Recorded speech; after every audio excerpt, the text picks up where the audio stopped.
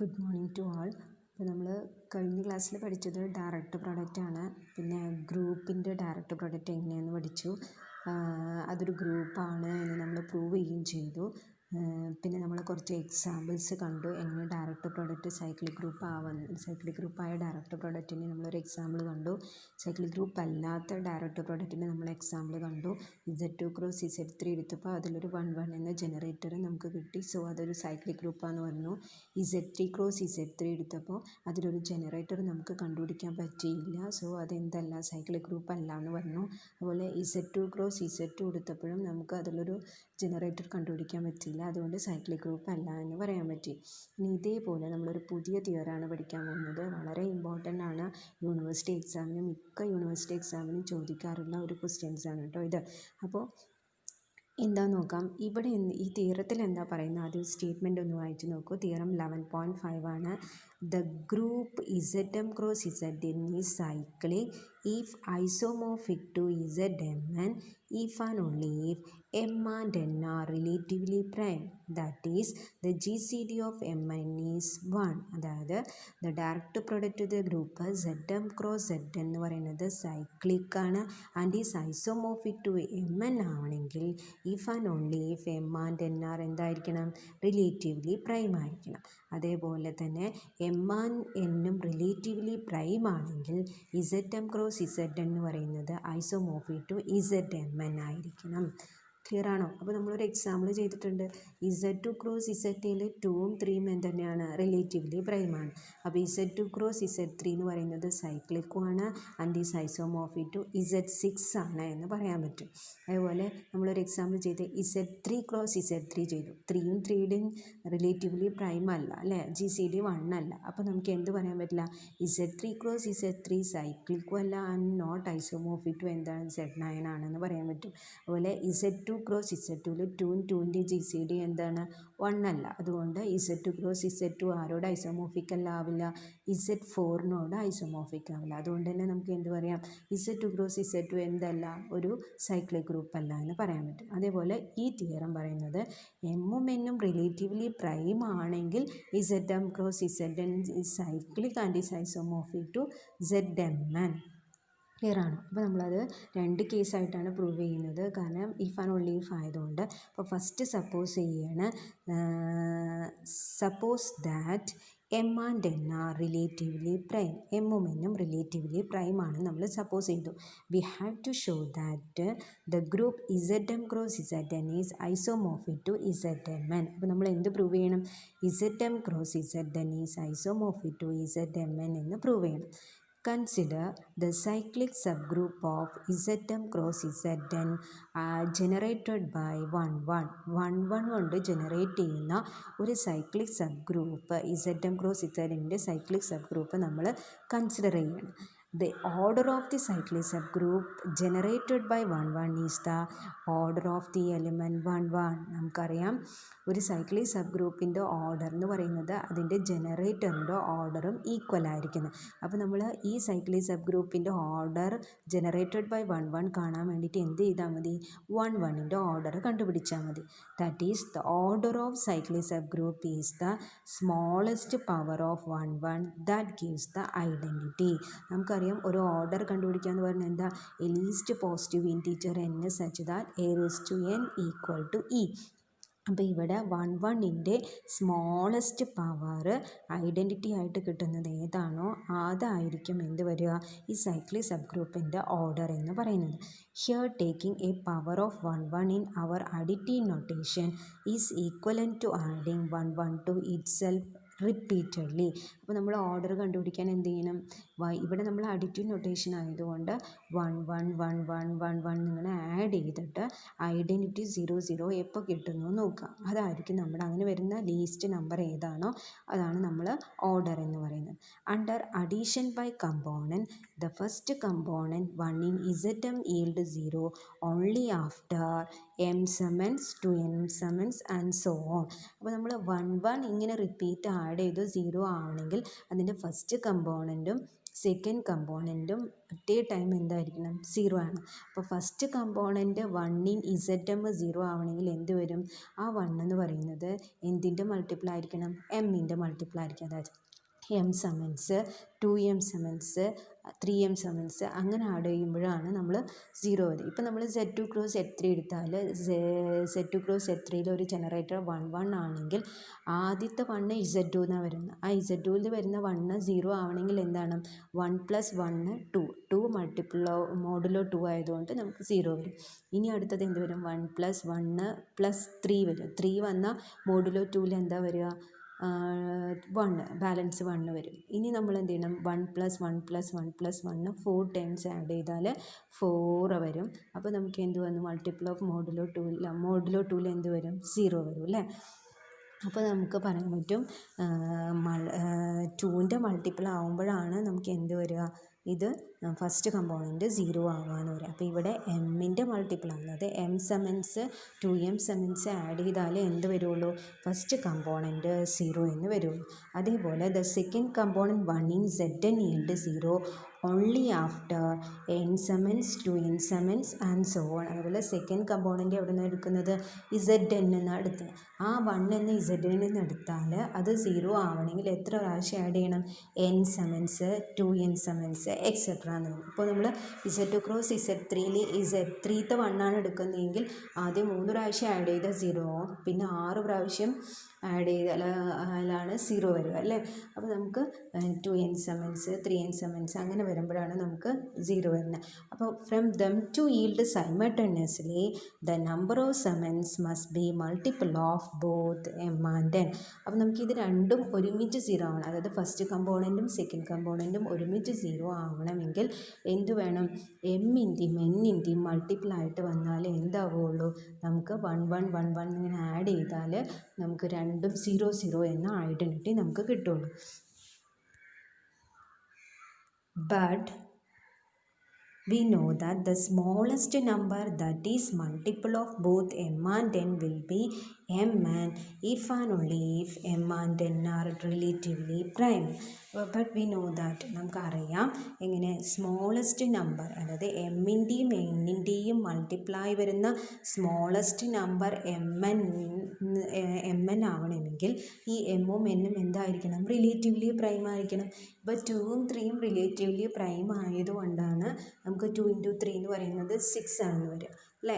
അതേപോലെ പിന്നെ അടുത്തത് നമുക്ക് പറഞ്ഞാൽ 2 × 3 എന്നായിരിക്കില്ല, മറ്റേ റിലേറ്റീവ്ലി പ്രൈമായ ഏറ്റവും സ്മോളസ്റ്റ് നമ്പർ കിട്ടില്ല, പിന്നെ അതിനേക്കാൾ വലിയ നമ്പർ ആയിരിക്കും നമുക്ക് വരിക. അപ്പോൾ എമ്മും എന്നും മൾട്ടിപ്പിളായിട്ട് വരുന്ന സ്മോളസ്റ്റ് നമ്പർ mn ആവണമെങ്കിൽ എമ്മും എന്നും എന്തായിരിക്കണം? റിലേറ്റീവ്ലി പ്രൈമാണ്. അത് നമുക്ക് എല്ലാവർക്കും ഓൾറെഡി അറിയാവുന്ന കാര്യമാണ്.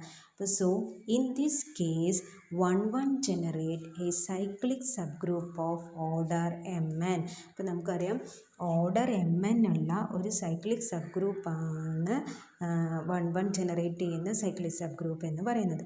Which is the order of entire group Zm cross Zn. ഇത് തന്നെയാണ് Zm ക്രോസ് Znൻ്റെ എന്ന എൻറ്റിയർ ഗ്രൂപ്പിൻ്റെ order. This shows that Zm cross Zn is cyclic of order mn. അപ്പോൾ ഇത് നമുക്ക് മനസ്സിലാവും Zm ക്രോസ് Zn mn ഓർഡറിലുള്ള ഒരു സൈക്ലിക് ഗ്രൂപ്പാണെന്ന് അറിയാം. പക്ഷെ നമുക്കറിയാം mn ഓർഡറിലുള്ള ഒരു സൈക്ലിക് ഗ്രൂപ്പ് ആരാണ്? Zmn ആണ് അല്ലേ? നമുക്ക് എല്ലാവർക്കും അറിയാവുന്ന കാര്യമാണ്. Zn എന്ന് പറയുന്നത് സൈക്ലിക് ഫോർ ഓൾ n എന്നാണ്. അപ്പോൾ mn ഓർഡറിലുള്ള സൈക്ലിക് ഗ്രൂപ്പ് ആരാണ്? Zmn ആണ്. അപ്പോൾ നമുക്ക് mn ഓർഡറിലുള്ള ഒരു സൈക്ലിക് ഗ്രൂപ്പ് നമുക്കിവിടെ കിട്ടി. ആരെ? Zm ക്രോസ് Znനെയും കിട്ടി. അപ്പോൾ നമുക്ക് പറയാം Zm ക്രോസ് Zn എന്ന് പറയുന്നത് ഐസോമോർഫിക് ടു Zmn ആണ്. എങ്ങനെ വരുള്ളൂ? if and only if m and n are relatively prime. കാരണം എമ്മും എന്നും റിലേറ്റീവ്ലി പ്രൈം ആയാലാണ് mn സ്മോളസ്റ്റ് നമ്പർ മൾട്ടിപ്പിൾ ആവുള്ളൂ അല്ലേ? mn സ്മോളസ്റ്റ് മൾട്ടിപ്പിൾ ആവണമെങ്കിൽ എന്ത് വേണം? എമ്മും എന്നും റിലേറ്റീവ്ലി പ്രൈം ആവണം. എങ്കിൽ മാത്രമേ നമുക്ക് അപ്പോൾ ഈ തിയറം പോസിബിൾ ആവുള്ളൂ അല്ലേ? അപ്പോൾ നമുക്ക് ഇവിടെ എന്ത് കിട്ടി?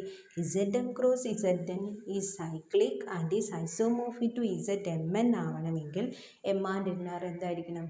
റിലേറ്റീവ്ലി പ്രൈം ആയിരിക്കണം. ഓക്കെ ആണോ? അപ്പോൾ ഫസ്റ്റത്തെ ഭാഗം നമ്മൾ പ്രൂവ് ചെയ്തു. അതായത് എമ്മും എന്നും റിലേറ്റീവ്ലി പ്രൈം ആണെങ്കിൽ Zm cross Zn isomorphic to Zmn ആണെന്ന് പ്രൂവ് ചെയ്തു. Next, for the converse, suppose that m and N are not relatively prime. അപ്പോൾ നമ്മൾ സെക്കൻഡ് ഭാഗത്തിൽ എന്ത് പ്രൂവ് ചെയ്യണം? M and z M cross Z എന്ന് പറയുന്നത് isomorphic to Z M n ആണ്. നമ്മൾ സപ്പോസ് ചെയ്തു. നമുക്ക് എന്ത് പ്രൂവ് ചെയ്യണം?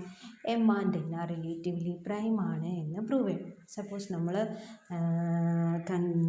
സപ്പോസ് ചെയ്യുന്ന എം ആൻഡ് എൻ എന്തല്ല, റിലേറ്റീവ്ലി പ്രൈം അല്ല എന്ന് നമ്മൾ പ്രൂവ് ചെയ്യുന്നു. അപ്പോൾ നമുക്ക് എന്ത് കിട്ടണം? ഒരു കോൺട്രഡിക്ഷൻ നമുക്ക് കിട്ടണം അല്ലേ? M and N are relatively prime അല്ലെങ്കിൽ അതിൻ്റെ ജി സി ഡി എന്തായിരിക്കും? ഒരിക്കലും 1 ആവില്ല. അപ്പോൾ അത് g C d of m comma n എന്തായിരിക്കും? ഡി ആയിരിക്കും, ഗ്രേറ്റർ ദാൻ 1 ആയിരിക്കും. Then m n divides d is divisible by both m and n. അപ്പോൾ നമുക്കറിയാം ജി സി ഡി എന്ന് പറയുന്നത് 1 അല്ല. അപ്പോൾ ഈ ജി സി ഡി ഡി ആയതുകൊണ്ട് m n divided by d എന്ന് പറയുന്നത് ഡിവിസിബിൾ ബൈ ആരൊക്കെ ആയിരിക്കും? ബോത്ത് എമ്മും എന്നും ആയിരിക്കും. അപ്പോൾ നമ്മൾ കൺസിഡർ ചെയ്യണം, ഒരു എലമെൻ്റ് എടുക്കുകയാണ്. സെഡ് എം ക്രോസ് സെഡിനിലെ ഏത് എലമെൻ്റ് എടുത്തു? ആർ എസ് എന്ന എലമെൻ്റ് എടുത്തു. ആർ എസ് എന്ന എലിമെൻ്റ് എടുത്താൽ അത് R S plus etcetera M N by D add ചെയ്താൽ എം എൻ ബൈ ഡി സെമൻസ് നമ്മൾ ആഡ് ചെയ്താൽ എന്ത് കിട്ടും? 0 കിട്ടും. കാരണം എന്താ? നമ്മൾ പറഞ്ഞു എമ്മിൻ്റെയും എന്നിൻ്റെയും ജി സി ഡി ഡി ആണ്. അപ്പോൾ നമുക്കറിയാം എം എൻ ബൈ ഡി എന്ന് പറയുന്നത് ആരെയും കൊണ്ടൊക്കെ ഡിവൈഡ് ചെയ്യാൻ പറ്റും? എമ്മിനെയും കൊണ്ടും എന്നിനെയും കൊണ്ടും ഡിവൈഡ് ചെയ്തത്. അതായത് എമ്മിൻ്റെയും എന്നിൻ്റെയും മൾട്ടിപ്ലൈ വരും. അങ്ങനെയാണെങ്കിൽ m N by d times എടുത്ത ഒരു എലമെൻറ്റ് ആഡ് ചെയ്താൽ എന്തേ വരുള്ളൂ? 0 വരുള്ളൂ. Hence no element r s in z M cross Z n can generate entire group. അപ്പോൾ എന്ത് വന്നു? നമുക്ക് ഈ ഗ്രൂപ്പിൻ്റെ ഓർഡർ എന്ന് പറയുന്നത് സെഡ് എം ക്രോസ് സെഡിൻ്റെ ഓർഡർ എന്ന് പറയുന്നത് എം എൻ ആണല്ലോ. പക്ഷേ ഇവിടെ നമുക്ക് എന്ത് കിട്ടി? ആർ എസ് വൈ അതിനേക്കാളും ചെറിയൊരു എലിമെൻറ്റ് കൊണ്ട് ആഡ് ചെയ്തപ്പോൾ തന്നെ എന്ത് വന്നു? 0 എന്ന് വന്നു അല്ലേ? ഒരു എലിമെൻ്റ് എടുത്ത ആ ഓർഡറിൽ ആഡ് ചെയ്തപ്പോൾ 0 വന്നു. അപ്പോൾ അത് നമുക്ക് പറയാൻ പറ്റും ഒരു എലിമെൻറ്റ് കൊണ്ടും എന്താവില്ല, ഒരു ആർബിട്രറി എലിമെൻ്റ് എടുത്തപ്പോൾ ഇങ്ങനെ വന്നാൽ നമുക്ക് ഒരു എലിമെൻറ്റ് കൊണ്ടും ഈ ഗ്രൂപ്പിനെ ജനറേറ്റ് ചെയ്യാൻ പറ്റില്ല എന്ന് വന്നു. അപ്പോൾ എന്തായി? Z M cross z cyclic അല്ല എന്ന് വന്നു. അപ്പോൾ സൈക്ലിക് അല്ലെങ്കിൽ പിന്നെ ആരോട് ഐസോമോർഫിക് ആവില്ല? സെഡ് എം എന്നിനോട് ഐസോമോർഫിക് ആവില്ല. കാരണം സെഡ് എം എൻ എപ്പോഴും സൈക്ലിക് ഗ്രൂപ്പാണ്. കാരണം നമ്മൾ പഠിച്ച തിയറാണ് Z N is cyclic for all N എന്ന്. പക്ഷേ ഇവിടെ സെഡ് എം ക്രോസ് സെഡ് എന്നിൽ നമുക്ക് എന്ത് കിട്ടിയില്ല? ആർബിട്രറി ഒരു എലമെൻ്റ് എടുത്തപ്പോൾ അത് എം എൻ പ്രാവശ്യം ആഡ് ചെയ്യുന്നതിന് മുമ്പ് തന്നെ എന്ത് വന്നു? 0 വന്നു അല്ലേ? ഐഡൻറ്റിറ്റി വന്നു. അപ്പോൾ അതിൻ്റെ ഓർഡർ ഒരിക്കലും എം എന്നിൻ്റെ ഓർഡർ ആയിട്ട് വന്നില്ല. അപ്പോൾ നമുക്ക് അതൊരു സൈക്ലിക് ഗ്രൂപ്പ് അല്ല. അപ്പോൾ അതൊരിക്കലും ആരോട് ഐസോമോർഫിക് ആവില്ല? സെഡ് എം എന്നിനോട് ഐസോമോർഫ് ആവില്ല. അത് കോൺട്രഡിക്ഷൻ വന്നു. കാരണം നമ്മൾ സപ്പോസ് ചെയ്തത് എന്താ? സെഡ് എം ക്രോസ് സെഡ് എന്ന് പറയുന്നത് isomorphic to Z M n എന്നാണ് നമ്മൾ സപ്പോസ് ചെയ്തത്. അപ്പം കോൺട്രഡിക്ഷൻ വന്നതുകൊണ്ട് നമുക്ക് എന്ത് പറയാം? എം ആൻഡ് എൻ എന്ന് പറയുന്നത് നോട്ട് റിലേറ്റീവ്ലി പ്രൈം ആണ് നമ്മൾ സപ്പോസ് ചെയ്തത് തെറ്റാണ്. So m and N are നമുക്ക് എന്താണ്? റിലേറ്റീവ്ലി പ്രൈം ആണ്. ക്ലിയർ ആണോ? അപ്പോൾ ഹെൻസ് നമ്മുടെ തിയറം എന്തായി? Z M cross Z N isomorphic to Z M N ആണെങ്കിൽ M and N are relatively prime ആണ്. M and N are relatively prime ആണെങ്കിൽ സെഡ് എം ക്രോസ് സെഡ് എന്ന് പറയുന്നത് isomorphic to Z M N ആണെന്ന് കിട്ടും. വളരെ important ആണ് ഈ തിയറം. അതിലെന്തെങ്കിലും ഒന്ന് നിങ്ങൾക്ക് മനസ്സിലായിട്ടില്ലെങ്കിൽ എന്നെ ഒന്ന് കോൺടാക്ട് ചെയ്യാം കേട്ടോ. നെക്സ്റ്റ് ഇവിടെ നമ്മൾ this theorem can be extended to a product of more than 2 factor by similar argument. ഇപ്പോൾ നമ്മൾ രണ്ട് എലിമെൻ്റ് ആയിട്ട് എടുത്തല്ലേ? സെഡ് എമ്മും സെഡ് എന്നും എടുത്തിട്ട് സെഡ് എം ക്രോസ് സെഡ് എന്ന് പറയുന്നത് ഐസോമോർഫിക് ടു സെഡ് എം എന്ന് പറഞ്ഞു. അപ്പോൾ ഇതേപോലെ നമുക്ക് R1 R2 എക്സെട്ര RN എടുത്താൽ R1 cross R2 cross etcetera RN is isomorphic to R1 R2 etcetera RN എഴുതാൻ പറ്റും. അത് നമുക്ക് കൊറോളറിയിൽ അത് പറയുന്നുണ്ട്. The group product I equal to 1 to n Zmi is cyclic and is isomorphic to Zm1, M2, etc. Mn if and only if the number mi for I equal to 1 to etc. n are such that GCD of any two of them is 1. Pairs are relatively prime. അതായത് product ZMI is cyclic and is isomorphic to ZM1, M2, etcetera Mn ആണെങ്കിൽ if and only if എന്തായിരിക്കും? ഏത് രണ്ടെണ്ണം pair എടുത്താലും എന്തുതന്നെയായിരിക്കും? Relatively prime ആയിരിക്കും. അതായത് M1, M2 relatively prime ആയിരിക്കണം, M2, M3 relatively prime ആയിരിക്കണം, M1, M3 റിലേറ്റീവ്ലി പ്രൈം ആയിരിക്കണം. അങ്ങനെയാണെങ്കിൽ മാത്രമേ ഉള്ളൂ ഈ പ്രോഡക്റ്റ് ആരോട് ഐസോമോർഫിക് ആവുക? ZM1, M2, etcetera Mn. ഇതൊരു ജനറൽ റിസൾട്ടാണ്. നമ്മൾ രണ്ടെണ്ണം വെച്ചിട്ടാണ് ചെയ്തത്. ജനറലി നമുക്ക് ഇങ്ങനെ ചെയ്യാം. അതായത് Z2 cross Z3 cross Z5 എന്ന് പറയുന്നത് isomorphic to Z2 into 3 into 5 എന്ന് വരും അല്ലേ. അത് 6Z13നോട് ഐസോമോർഫിക് ആണെന്ന് പറയണമെങ്കിൽ 2ഉം 3ഉം റിലേറ്റീവ്ലി പ്രൈം ആവണം, 2ഉം 5ഉം റിലേറ്റീവ്ലി പ്രൈം ആയിരിക്കണം, 3ഉം 5ഉം റിലേറ്റീവ്ലി പ്രൈം ആയിരിക്കണം. അതുതന്നെയാണ് ഇവിടെ ജനറലി പറയുന്നത്. പ്രൊഡക്റ്റ് ZMI, അതായത് ZM1 cross ZM2 cross etcetera ZMN എന്ന് പറയുന്നത് isomorphic to ZM1 M2 etcetera MN ആവണമെങ്കിൽ ഈ MI എന്ന് പറയുന്നത് ഏത് 2 എലമെൻ്റ് എടുത്താലും എന്തായിരിക്കണം, GCD 1 ആയിരിക്കണം. ഇനി ഒരു എക്സാമ്പിളാണ്. ഇഫ് എന്നിനെ നമ്മൾ product of power of distinct prime നമ്പേഴ്സിൽ എഴുതി. അതായത് n equal to P1 raise to N1, P2 raise to N2 etcetera PR raise to NR. അപ്പോൾ ZN എന്ന് പറയുന്നത് isomorphic to ZP1 raise to N1 cross ZP2 raise to N2 cross etcetera cross ZPR raise to NR. അതായത് ZP1 raise to N1, P2 raise to N2, PR raise to NR എന്ന് പറയുന്നത് ഇങ്ങനെ നമുക്ക് product ആയിട്ട് എഴുതാൻ പറ്റും. കാരണം ഇതിന് പ്രൈം ഫാക്ടേഴ്സിൻ്റെ പ്രൊഡക്റ്റ് ആയിട്ട് നമ്മൾ എഴുതിയാൽ. ക്ലിയർ ആണോ? ഒരു എക്സാമ്പിൾ നോക്കിയാൽ മനസ്സിലാവും. അപ്പോൾ 16 നമുക്ക് എന്ത് ചെയ്യും, അതിൻ്റെ പ്രൈം ഫാക്ടേഴ്സായി എഴുതിയാൽ 2 സ്ക്വയർ ഇൻറ്റു 3 ഇൻറ്റു 5. അപ്പോൾ Z16 എന്ന് പറയുന്നത് എന്തായിരിക്കും, Z2 square into Z2 square cross Z3 cross Z5. 2 square പറയുന്നത് 4 ആയതുകൊണ്ട് Z4 cross Z3 cross Z9 എഴുതാം. ക്ലിയർ ആണോ? ഇതാണ് ഈ തിയറം പറയുന്നത്. അപ്പോൾ Z60 ആരോട് ഐസോമോർഫിക് ആണെന്ന് പറഞ്ഞാൽ Z4 cross Z3 cross Z5നോട് isomorphic ആണ്. കാരണം 4ഉം 3ഉം റിലേറ്റീവ്ലി പ്രൈമാണ്, 4ഉം 5ഉം റിലേറ്റീവ്ലി പ്രൈമാണ്, 3ഉം 5ഉം റിലേറ്റീവ്ലി പ്രൈമാണ്. So which is isomorphic to എന്തുതന്നെയായിരിക്കും, Z60 ആയിരിക്കും. ക്ലിയർ ആണോ എല്ലാവർക്കും? അതേപോലെ Z72 എടുത്താൽ അതിനെ നമുക്ക് 2 ക്യൂബ് ഇൻറ്റു 3 സ്ക്വയർ എന്ന് എഴുതാം. 2 ക്യൂബ് 8 ഇൻറ്റു 9 എന്നാണ്. അപ്പോൾ Z72 എന്ന് പറയുമ്പോൾ ഇവിടെ 2ഉം 3ഉം എന്തുതന്നെയാണ്, 2ഉം 3ഉം റിലേറ്റീവ്ലി പ്രൈമാണ്. അതുപോലെ 8 9 റിലേറ്റീവ്ലി പ്രൈമാണ് അല്ലേ. അപ്പോൾ നമുക്ക് ഇതിനെ Z72നെ നമുക്ക് Z2 cube into Z3 square, അതായത് Z8 ഇൻറ്റു Z9 എന്ന് നമുക്ക് എഴുതാൻ പറ്റും. ക്ലിയർ ആണോ? ഇനി ഇതേപോലെ ഇതിൻ്റെ ചേഞ്ചിങ് റിമാർക്കാണ്. Changing the order of the factor in a direct product yield group isomorphic to original one. The name of the elements are simply be changed, that is permutation of component in some n tuples. അതായത് ഇതിൻ്റെ order ആണെങ്കിൽ നമുക്ക് direct പ്രൊഡക്റ്റിൽ group isomorphic to original order change ചെയ്തിട്ട് നമുക്ക് original വണ്ണിനോട് isomorphic ആണെന്ന് പറയാൻ പറ്റും. ഇപ്പോൾ ഞാൻ Z2 cube into Z3 square എന്ന് എഴുതി, അത് ആര് തന്നെയാണ്, Z8 ഇൻറ്റു Z9. അതേപോലെ നമ്മൾ Z9 ഇൻറ്റു Z8 എന്ന് എഴുതിയാലും ഓർഡർ ചേഞ്ച് ചെയ്താലും നമുക്ക് എന്തിനാണ്, സെയിം ഗ്രൂപ്പിനോട് എന്തായിരിക്കും, ഐസോമോർഫിക് ആണ് എന്ന് നമുക്ക് പറയാൻ പറ്റും കേട്ടോ. ക്ലിയർ ആണല്ലോ? അതായത് നമ്മളിപ്പോൾ 2 ക്യൂബ് ഇൻറ്റു 3 സ്ക്വയർ എന്ന് എഴുതുന്ന പോലെ 3 സ്ക്വയർ ഇൻറ്റു 2 ക്യൂബ് എന്ന് എഴുതിയാലും അപ്പോൾ നമുക്കിവിടെ എന്താ കിട്ടുക, Z9 into Z9 cross Z8 എന്നാണ് കിട്ടുക. അങ്ങനെയാണെങ്കിലും ഇത് Z78നോട് ഐസോമോർഫിക് ആയിരിക്കും. ക്ലിയർ ആണോ? ഇനി നെക്സ്റ്റ് നമ്മൾ എന്താ വെച്ചാൽ ടെക്സ്റ്റിൻ്റെ ബാക്കിലുള്ള ഒരു പ്രോബ്ലമാണ്. We have to prove the G1 cross G2 isomorphic to G2 cross G1 ആണ്. അപ്പോൾ നമ്മൾ എന്ത് ചെയ്യണം, ഇത് ഐസോമോർഫിസം കാണിക്കണമെങ്കിൽ നമ്മൾ എന്തെങ്കിലും ഒരു ഫംഗ്ഷൻ ഡിഫൈൻ ചെയ്യും. ആ ഫംഗ്ഷനിൽ 1 1 ആണ്, ഓൺ 2 ആണ്, പിന്നെ സ്ട്രക്ചർ പ്രിസർവ് ചെയ്യുന്നുണ്ടോ എന്ന് നോക്കും. അപ്പോൾ ആദ്യം G1 ക്രോസ് G2 ഒരു എലിമെൻറ്റിന് നമ്മൾ AB എന്ന് എടുത്തു, G2 ക്രോസ് G1 ഒരു എലിമെൻറ്റിന് നമ്മൾ PA എന്ന് എടുത്തു. എന്നിട്ട് ഒരു ഫംഗ്ഷൻ ഡിഫൈൻ ചെയ്യാണ്. 5 from G1 cross G2 to G2 cross G1 എന്ന് പറയുന്ന ഫംഗ്ഷൻ ഡിഫൈൻ ചെയ്തു. എങ്ങനെയാണ് ഡിഫൈൻ ചെയ്തത്, ഫൈ ഓഫ് AB എന്ന് പറയുന്നത് B എന്ന് കൊടുത്തു. അതായത് G1 cross G2 element AB ആണ്, അതിന് G2 cross G1 element B ആണ്. അപ്പോൾ phi of AB equal to B എന്ന് കൊടുത്തു. ഇനി 1 1 ആണെന്ന് കാണിക്കണം. 1 1 ആണെന്ന് കാണിക്കണം എങ്ങനെയാണ്, F of X equal to F of Y ആണെങ്കിൽ implies X equal to Y ആണെങ്കിലാണ് നമ്മൾ എന്ത് പറയുക, അതിനെ 1 1 ആണ് എന്ന് നമുക്ക് പറയാൻ പറ്റുക അല്ലേ. അപ്പോൾ നമുക്ക് അതേപോലെ phi of A1 B1 equal to phi of A2 B2 എടുത്തു. അപ്പോൾ ഫൈ ഓഫ് A1 B1 നമ്മൾ എങ്ങനെയാണ് ഡിഫൈൻ ചെയ്തത്, B1 A1 ഡിഫൈൻ ചെയ്തു. Phi of A two B ടുവിനെ നമ്മൾ എങ്ങനെയാണ് ഡിഫൈൻ ചെയ്തത്, ബി ടു എ ടു എന്ന് ഡിഫൈൻ ചെയ്തു.